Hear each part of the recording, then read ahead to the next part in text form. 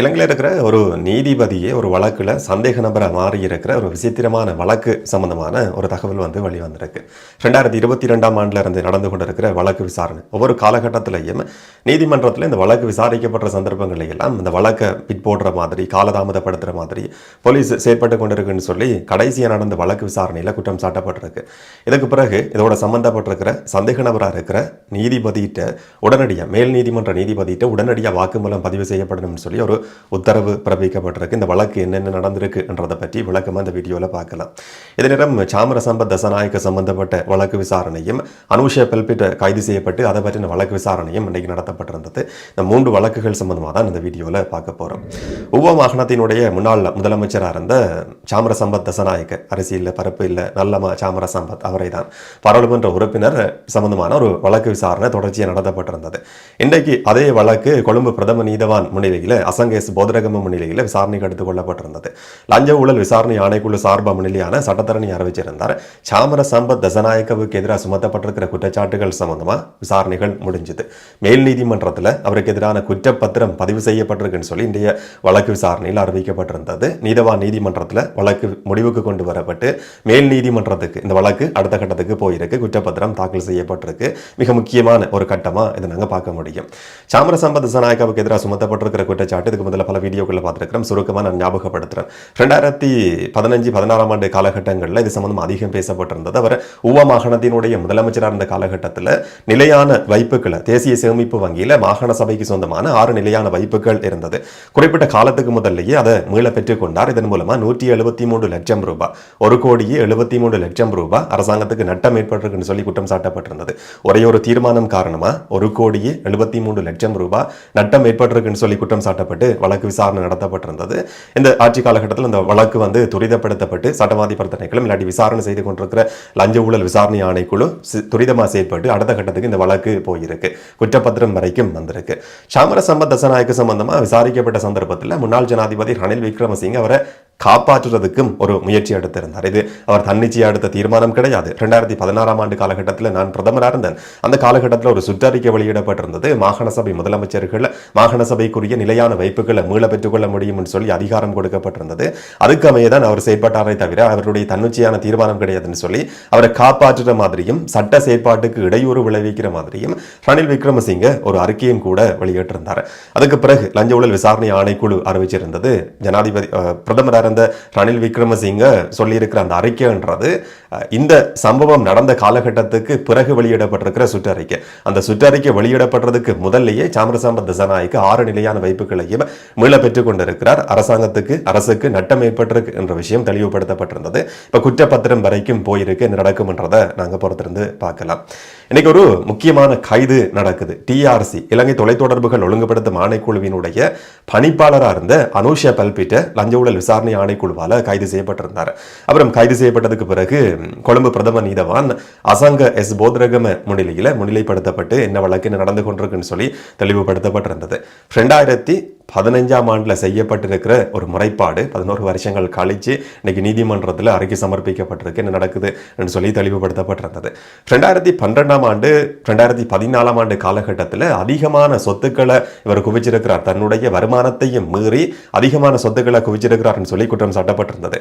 46 million ரூபாய் கிட்டத்தட்ட 4.5 கோடி ரூபாய் 4.6 கோடி ரூபாய் சொத்துக்கள் கணக்கு காட்ட முடியாத சொத்துக்கள் அவருடைய இருக்குன்னு சொல்லி கண்டுபிடிக்கப்பட்டு 2015ஆம் ஆண்டில் செய்யப்பட்ட முறைப்பாட்டுக்கு அமைய விசாரணைகள் நடத்தப்பட்டிருந்தது. அதுக்கு அமைய இன்றைக்கு 11 வருஷங்கள் கழிச்சு அவர் கைது செய்யப்பட்டு நீதிமன்றத்தில் முன்னிலைப்படுத்தப்பட்டிருக்கிறார். இது சம்பந்தமா வழக்கு விசாரிக்கப்பட்ட சந்தர்ப்பத்தில் அவருடைய 11 மில்லியனுக்கான ரூபாவுக்கான கணக்கு மட்டும் அதை பற்றின ஒரு சில தகவல்கள் மட்டும் நீதிமன்றத்தில் சொல்லப்பட்டிருந்தது. அந்த 11 மில்லியனுக்கும் ஓரளவுக்கு கணக்கு காட்ட முடியும் என்ற மாதிரி அவர் விசாரணைகளில் பதில் சொல்லி இருக்கிறாராம். அந்த 11 மில்லியன் ரூபாவிலையும் 3 மில்லியன் ரூபாய் அவருடைய மனைவியிட சகோதரியும் சகோதரனாலையும் தரப்பட்ட பணம் சொல்லி இருக்கிறார். அந்த 3 மில்லியன் ரூபாவும் எங்க இருந்து கிடைச்சதுன்னு சொன்னா ஒரு காணியை விட்டு அந்த காணியில இருந்து கிடைச்ச காசு எனக்கு அவங்க தந்திருந்தாங்கன்னு சொல்லி வாக்குமூலம் கொடுத்திருக்கிறார் சொல்லி சொல்லப்பட்டிருந்தது. ஆனா அதை பற்றி தேடி பார்க்குற நேரத்தில் அந்த காணி எங்கே இருந்தது, எந்த இடத்துல இருக்குது, அதனுடைய முகவரி என்ன, எந்த விதமான தகவல்களும் தெரியாது. பதிலையும் ஒரு சர்ச்சை இருக்குது. கணக்கு காட்ட முடியாத 4.6 கோடி ரூபாய் பணம் சம்பந்தமாக குற்றம் சாட்டப்பட்டு இந்த வழக்கு வந்து விசாரணைக்கு எடுத்துக் கொள்ளப்பட்டிருந்தது. இன்றைக்கு வழக்கு விசாரிக்கப்பட்ட சந்தர்ப்பத்தில் லஞ்ச ஊழல் விசாரணை ஆணைக்குழு சார்பான சார்ப முன்னிலையாக இருந்த சட்டத்தரணி குறிப்பிட்டிருந்தார். இந்த வழக்கோட சம்பந்தப்பட்டிருக்கிற இன்னும் முக்கியமான 3 நபர்கள் இருக்கிறாங்க. இவருடைய மனைவியோட சகோதரன், சகோதரி, இந்த 3 பேரிட்டையும் விசாரணைகள் முன்னெடுக்கப்பட வேண்டி இருக்கு. இவரை வெளியில விட்டா இவர் வந்து சாட்சியங்களுக்கு அழுத்தம் விடுப்பார், விசாரணைகளுக்கு இடையூறு செய்யற மாதிரி செயற்பட முடியும். இதனால பிணை கொடுக்க கூடாது, இவரை உள்ளேயே விசாரணைகள் முடியும் வரைக்கும் தடுத்து வைக்கணும்னு சொல்லி விசாரணை செய்து கொண்டிருக்கிற தரப்பு சார்பா ஒரு கோரிக்கை முன் வைக்கப்பட்டிருந்தது. ஆனா அனுஷா பல்பிட்ட சார்ப முன்னிலையான சட்டத்தரணி குறிப்பிட்டிருந்தார். இதுக்கு முதல்ல முறைப்பாடு பதிவு செய்யப்பட்டு விசாரணைகள் நடந்த காலகட்டங்களில் எல்லாம் அவர் விசாரணைக்கு ஒத்துழைப்பு கொடுத்திருக்கிறார். அந்த காலகட்டங்களிலேயே இதுக்கு தேவையான எல்லா டாக்குமெண்ட்ஸையும் அவர் விசாரணை செய்யற தரப்புக்கு கொடுத்திருக்கிறார். விசாரணைகளுக்கு எந்த விதத்திலேயும் இவர் வந்து அழுத்தம் எடுக்க போறது கிடையாது, இதனால அவரை வெளியில விட முடியும், பிணை கொடுக்க முடியும் சொல்லி கோரியிருந்தாலும் நீதிபதி அசங்க எஸ் போதரகம் சொல்லி இருந்தார், பிணை கொடுக்கக்கூடிய ஒரு விஷயம் தான். ஆனா ஊழல் மோசடி விசாரணை ஆணைக்குழு சொல்ற மாதிரி இவர் விசாரணைகளுக்கு கடந்த காலத்தில் ஒத்துழைப்பு கொடுக்காம இருந்திருக்கிறாரு. இப்ப வெளியில விட்டா விசாரணைகளுக்கு அழுத்தம் எடுக்க முடியும், இதனால பிணை கொடுக்கக்கூடிய ஒரு விஷயமா இருந்தாலும் இந்த சந்தர்ப்பத்தில் இவருக்கு வந்து பிணை கொடுக்க போறது கிடையாது, இவர் விளக்கமறியல்ல வைக்கப்படணும் சொல்லி உத்தரவு பிறப்பிக்கப்பட்டிருந்தது.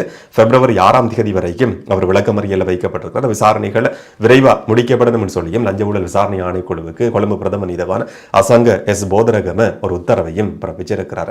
இது 2வது வழக்கு. 3வது சம்பவம் கொஞ்சம் விசித்திரமானது. இந்த சினிமா டயலாக் மாதிரி இந்த நீதிமன்றம் எத்தனையோ வழக்குகளை சந்தித்திருக்கிறது. இது ஒரு விசித்திரமான வழக்கு சம்பவம் என்ற மாதிரி பேசப்படும். அப்படியான ஒரு சம்பவம் பற்றின ஒரு தகவல். ஒரு மேல் நீதிமன்ற நீதிபதிக்கு எதிராக இன்னும் ஒரு நீதிமன்றத்தால் உத்தரவு பிறப்பிக்கப்பட்டிருக்கு. அந்த மேல் நீதிமன்ற நீதிபதி சந்தேக நபராக பெயரிடப்பட்டிருக்கிறார். அவர்கிட்ட உடனடியாக போலீஸ் போய் வாக்குமூலம் பதிவு செய்யணும் சொல்லி நீதிமன்றத்தால் ஒரு உத்தரவு பிறப்பிக்கப்பட்டிருக்கு. இதோட சம்பந்தப்பட்டிருக்கிற நபர், வழக்குல சந்தேக நபரா பெயரிடப்பட்டிருக்கிற நபர் அம்பார மேல் நீதிமன்றத்தினுடைய நீதிபதி ஜெயலட்சுமி டி சில்வா. இந்த உத்தரவு பிறப்பிக்கப்பட்டிருக்கிறது கல்முனை நீதவான் நீதிமன்றத்தால. இதோட சம்பந்தப்பட்டிருக்கிற போலீஸ் பெரிய நீலாவன போலீஸுக்கு கல்முனை நீதிமன்றம் உத்தரவு பிறப்பிச்சிருக்கு. அம்பார மேல் நீதிமன்ற நீதிபதி ஜெயலட்சுமி டி சில்வா சந்தேக நபரா இருக்கிறார். உடனடியா இந்த சம்பவம் சம்பந்தமா, குற்றச்சாட்டு சம்பந்தமா விசாரணைகள் நடத்தப்படணும், வாக்குமூலம் பதிவு செய்யப்படணும், தண்டனை சட்டக்கோவைக்கு அமைய செயற்பாடுகள் முன்னெடுக்கப்பட்டு இந்த வழக்குல வந்து குறிப்பிட்ட காலத்துக்குள்ள ஒரு கடைசி அறிக்கை சமர்ப்பிக்கப்படணும், இல்லாட்டி குற்றப்பத்திரம் பதிவு செய்யப்படணும் சொல்லி நீதிமன்றம் உத்தரவு பிறப்பிச்சிருக்கு. 2022ஆம் ஆண்டுல ஒரு சம்பவம் பதிவாகுது. அந்த சம்பவத்தை அடிப்படையாக கொண்டுதான் இந்த உத்தரவு பிறப்பிக்கப்பட்டிருக்கு. 2022ஆம் ஆண்டுல மகாதேவன் முரளிதரன் சொல்லப்படுற நபர் பெரிய நிலாவன பிரதேசத்துல ஒரு காணிக்கான உறுதி எழுதுறதுக்குன்னு சொல்லி ஒரு நொத்தாரிசிட்ட போறாரு. அந்த நொத்தாரிசு முகமது ஹனீஃபா தான் இந்த காணிக்கான உறுதி எழுதுற செயற்பாடுகளை வந்து முன்னெடுக்கிறார். சட்ட ரீதியில் அவருக்கு அதுக்கான அதிகாரம் இருக்கு. அந்த காணிக்கான உறுதி ஒப்பு எழுதுற செயற்பாடு முன்னெடுக்கப்பட்ட சந்தர்ப்பத்தில் ஒரு நபர் வந்து அந்த நொத்தாரிசுக்கு போன் பண்ணி அச்சுறுத்தினார், அழுத்தம் விடுத்தார்னு சொல்லி குற்றம் சாட்டப்பட்டிருந்தது. அதுக்கு பிறகு பெரிய நிலாவன போலீஸ்ல போய் அந்த நொத்தாரிசு சார்பா முறைப்பாடும் பதிவு செய்யப்படுது. அந்த முறைப்பாட்டுக்கு அமைய விசாரணைகள் நடத்தப்பட்டிருந்தது. அப்படி நொத்தாரிசுக்கு போன் பண்ணி மிரட்டி இருக்கிற நபர் வேற யாரும் கிடையாது, அம்பார மேல் நீதிமன்றத்தினுடைய நீதிபதி ஜெயலட்சுமி டி சில்வா சொல்லி குற்றம் சாட்டப்பட்டு விசாரணைகள் நடத்தப்பட்டிருந்தது. இதுக்கு பிறகு 2022ஆம் ஆண்டு காலகட்டத்தில இருந்து தொடர்ச்சியாக வழக்கு விசாரணைகள் நடத்தப்பட்டு வந்த சந்தர்ப்பத்தில் நீதிமன்றத்தில் ஒவ்வொரு காலகட்டத்திலேயும் விசாரணைகளினுடைய முன்னேற்றம் சம்பந்தமான விஷயங்கள் தெளிவுபடுத்தப்பட்டிருந்தது. அப்ப ஒரு காலகட்டத்தில் நீதிமன்றம் ஒரு உத்தரவு பிறப்பிக்குது. இந்த வழக்கு ஆரம்ப காலகட்டத்தில் இந்த உத்தரவு பிறப்பிக்கப்பட்டிருந்தது. இதோட சம்பந்தப்பட்டிருக்கிற குற்றம் சாட்டப்பட்டிருக்கிற மேல் நீதிமன்ற நீதிபதி ஜெயலட்சுமி டி சில்வாவினுடைய போன் நம்பரும் இருக்கு, நொத்தாரிசினுடைய போன் நம்பரும் இருக்கு. இந்த 2 நம்பரையும் வச்சுக்கொண்டு தொலைத்தொடர்பு நிறுவனத்தை தொடர்பு கொண்டு அதுக்கான அறிக்கையை பெற்றுக்கொள்ளுங்க சொல்லி உத்தரவு பிறப்பிக்கப்பட்டிருந்தது. அதுக்கமைய போலீஸ் செயல்பட்டு அந்த அறிக்கையும் பெற்றுக்கொண்டிருந்தது. அந்த நீதிபதியினுடைய நம்பர்ல இருந்து நொத்தாரிசுக்கு அந்த குறிப்பிட்ட காலகட்டத்தில் தொலைபேசி அழைப்பு எடுக்கப்பட்டது என்றதும் ஆதாரபூர்வமா நிரூபிக்கப்பட்டிருந்தது. அதுவும் நீதிமன்றத்தில் சமர்ப்பிக்கப்பட்டிருந்தது.